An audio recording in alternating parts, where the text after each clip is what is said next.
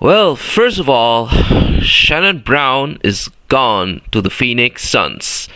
So that makes one candidate less on my personal wish list for my Bulls.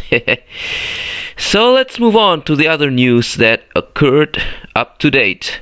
The Miami Heat have officially acquired Shane Battier and Eddie Curry.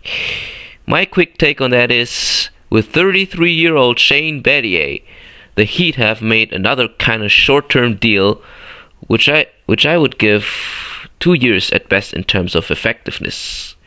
Good old Shane will give the Heat another buster up front of the bench. With his defense prowess, he can help relieve the burden of Chris Bosh.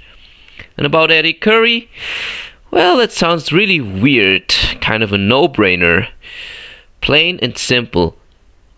Personally, I think he's a softie who hasn't really picked up his level of play and wasted his talents according to, and as far as I remember from my staple German NBA Insider magazine, The Basket. Anyhow, I couldn't care less about that as a Bulls fan. Miami can acquire whoever the heck they want. But I guess Pat Riley is not done here yet. There may be some other plans up his sleeves, which are yet to be revealed. In other recent news, the Lakers have signed Jason Capono in a one-year deal worth $1.2 million. So they add another shooter for a start. Karen Butler joins forces with Blake Griffin in the other half of Los Angeles, signing a 3-year deal worth $24 million, according to NBA TV analyst David Aldridge. For the Clippers, that means they'll get an athletic veteran with experience and a scoring punch. The Boston Celtics are on the verge to acquire Milwaukee Bucks shooting guard Keon Dooling via trade, but it's still unclear who they would give for him in return. To the Bucks. Maybe Big Baby Davis? T-Mac signed with the Atlanta Hawks for a veteran minimum, which will give the Hawks another breathless show. TJ Ford joined the Spurs to back up Tony Parker.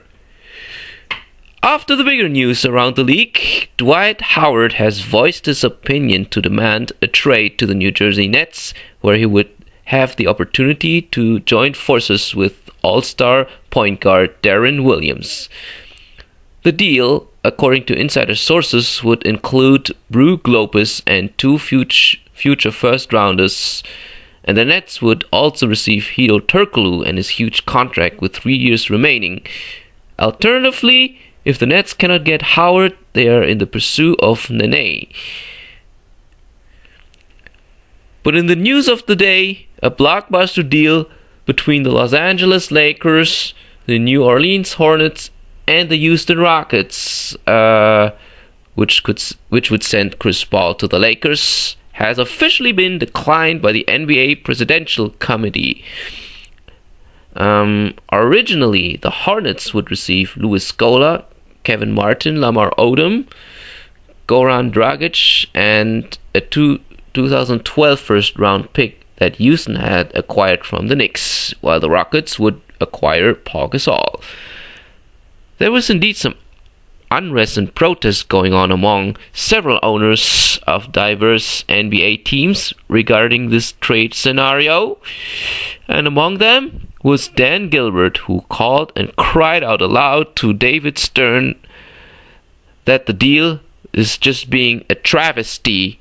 Oh man, shut the hell up, Danny. You couldn't even get a decent coach and supporting cast for LeBron while your organization had the chance for a legitimate title run. With the closing words, I would only like to say 2 words. Keith Bogans, our secret weapon. Peace.